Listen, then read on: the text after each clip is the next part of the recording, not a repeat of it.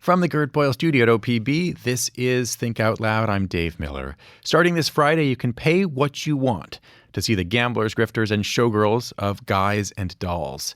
It's a second production of the Vancouver-based nonprofit Columbia Theatre Arts Foundation, whose mission is to make theater more accessible in Southwest Washington. Guys and Dolls will be at the Washburn Performing Arts Center in Washougal. Michael McCormick Jr.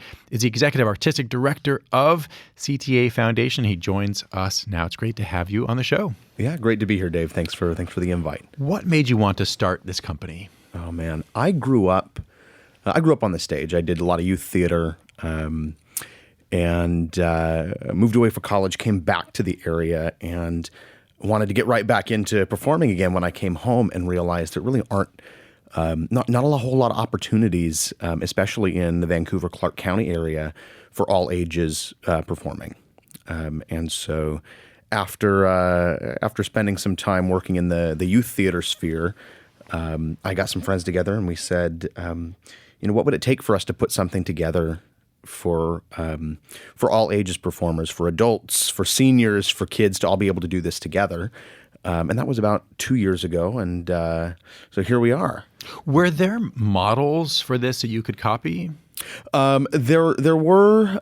So specifically with the Pay What You Will model, that was one of the things that was really important to us kind of from the get-go, was making sure that, whatever we did was going to be accessible for our community, not just from the stage, but also from the audience.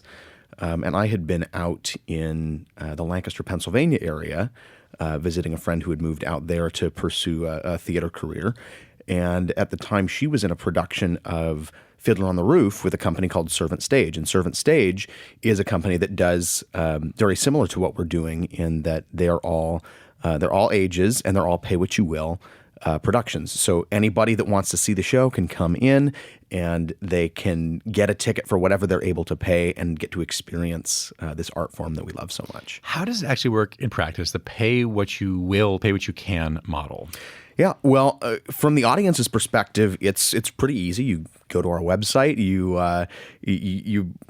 get a ticket for however much it is you want to pay for it. That gives you options. You can pay $0, you can pay $10, you can pay $20. I think it goes up to $100 per ticket.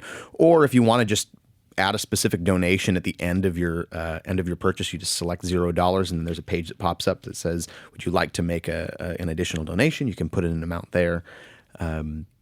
And that's really how people are able to get their tickets that way. I mentioned this is the second production. The first was The Sound of Music. Sound of Music, yep. You're going for classics. We can talk about programming in just a second, but how much did people pay on average for The Sound of Music? Yeah, so Sound of Music, we sold 1,829 tickets. You did not consult notes to tell me that number just there. No, we had a the total exact number of tickets. Yeah, we had a total of 1,830 tickets available. Okay. So I know it was one less than what we had. What we had available. Kill you? No, for our first show to have one ticket that wasn't sold. To me, that just is a good reminder that there's always room for improvement. So okay, so out of those about 1,800 or so tickets, what was the average price? We had an average ticket sale coming in the door of about $12. Okay. So yeah, we averaged there were about a quarter of our tickets were $0 tickets. That meant the quarter of our audience was able to come in and experience this that otherwise, wouldn't have been able to or wouldn't have been interested in experiencing theater for paying money for it. And so I consider that a huge success that we had a quarter of our audience that was able to be there and experience that because of the way we're doing this. When you add up ticket revenue and then the donations, that's also an option on your website. People can make an additional donation. Is that enough to pay for the cost of the production? No.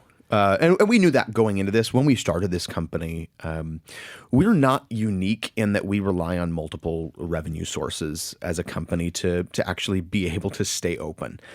Any nonprofit theater group that you run into is going to be bringing in money from ticket sales, of course, corporate sponsorships, charitable donations from individuals in the community that want to see the organization succeed, and then volunteers. We save money by having volunteer hours. So any nonprofit group that does what we do operate on all those sources of revenue. The difference is we just don't assign a ticket price. That's literally the only difference, is that we're not saying this is how much it costs to see our show. I want to go back to what you said before, that one of the first things that you realized, the hole that you experienced yourself after doing theater as a young person, was when you became an adult, that there weren't too many opportunities to perform in all ages productions. What's the importance to you of multi-generational performance? Having seniors, people in middle age, maybe teenagers, all part of a production together. Yeah, I mean, I'm of the philosophy that the performing arts isn't just for the professionals.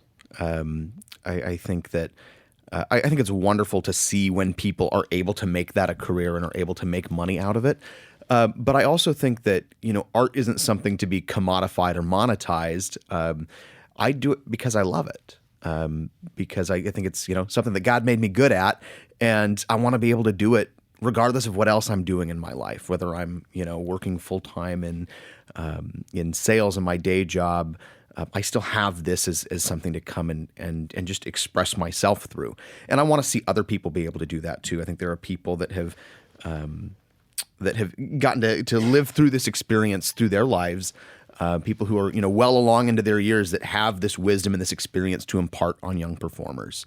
And so it's a beautiful thing to see people who are who have all this experience, or who are kind of in a pre-professional sphere of, they want to pursue this as a career, but aren't yet quite to that point where it's their full paycheck, but get to come and be part of a show like what we're doing, and get to impart some of their experience and their wisdom onto young performers who are still coming up through the ranks.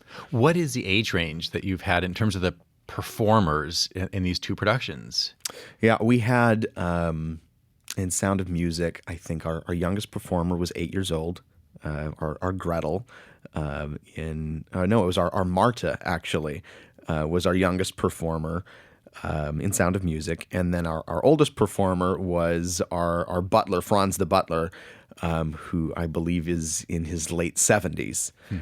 So, I mean, all working together in the same production. Together in the same production. Which is, I think I may have said this before, but it does seem increasingly that there are fewer and fewer opportunities for that kind of intergenerational mingling in contemporary American life. Yeah. Where a lot of young people spend time with young people, and old people with old people, and aside from families, there's not always that much mixing. What do you see as the biggest challenges right now in keeping the Columbia Theater Arts Foundation strong going forward?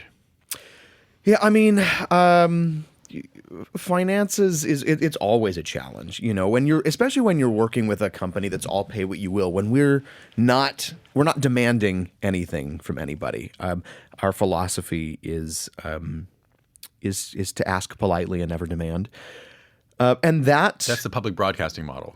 Yeah. And we want to keep doing what we're doing for as long as we can. And I've said kind of from the beginning, when we got our team together, I said there's a chance that this area might not be ready for what we're trying to do here. I hope that's not the case. So far, it has not been the case. But really, the thing that we run into as a company is that because we're not putting a ticket price on our shows, the shows have to be good in order for us to prove our value to our audience. If people come in and they see a show that they love, that moves them, that touches them, that they walk away from with something to think about, or just feeling like they got some good value out of what they saw, they'll usually donate to our company. And the next time they come and see a show, they might pay a little bit more for their ticket. And it's kind of a chicken egg scenario where we're never after the money for the money's sake, but it does help us put on a good show. The more of a budget we're able to put to a production, the better of a show we're able to put on, and the fewer constraints we have on our team. And so to be able to put on a good show, we have to, have the budget to do it. And in order to have the budget to do it, we have to put on a good show to prove to our audience that, it's worth what they're paying for their pay what you will ticket. And to be clear, you are paying the performers. We are. Right? The musicians, the actors. as opposed to you're not getting a salary, you're a volunteer, and some of the other executives, but the performers do get paid. Yeah, when we put this together, we've been very fortunate to have people that believe in the cause enough to not take a paycheck at this point. We'd love to grow the company to the point where we can, but right now, with the money that we have available, we really want to put that into our productions, into the quality of our shows. And so, yeah, we're paying our actors, we're paying our directors, our choreographer, our vocal director, our orchestra director, most of our orchestra members, a handful of our production leads that are handling things like tech, like sets, costumes, things like that. So yeah, we're doing our best to pay our people. You know, it's not enough for anybody to make a full-time living off of, but it's enough to, you know, at least kind of make it worth their time to participate, and hopefully they come back and do it again with us in the future. How have you decided your programming? Sounding and Music first, and Guys and Dolls starting this coming Friday. Yeah, I mean, we started with Sound of Music because it's a show that people know. It really sells itself. And if we can put on Sound of Music and people like it, then that's a good indication of our ability as a company. It's a hard show to do well. But we figured we would have the people. We did. I mean, it was laying my own, you know, part in it aside. We just had such a wonderful cast and a wonderful team that brought that show together. And it was a beautiful thing to get to sit back and just enjoy from the audience after, you know, directing them up to that point. Now, you can't do that for Guys and Dolls because you're one of the leads. I am in it, You yes. are a guy. You are Guy Masterson. Sky Masterson, in Guys and Dolls. You have just about 45 seconds left, but what's it been like to get on stage again? Oh, man. The community of people that we have in this cast is just lovely. And, you know, I catch a lot of crap from people. Oh, Michael, you go and start this company and now you get to star on the show. Okay, very, very original of you. But I get to do this show with people who I've known and loved for a long time. I mean, several of the people that I'm playing opposite of, I grew up doing theater with. And now you're doing it again. And now we're doing it again. So, Michael, congratulations and thanks very much. Thank you. Michael McCormick Jr. is the Executive Artistic Director of the Columbia Theatre Arts Foundation. The nonprofit is about to put on a Pay What You Will production of Guys and Dolls. It premieres this Friday. It's at the Washburn Performing Arts Center in Washougal.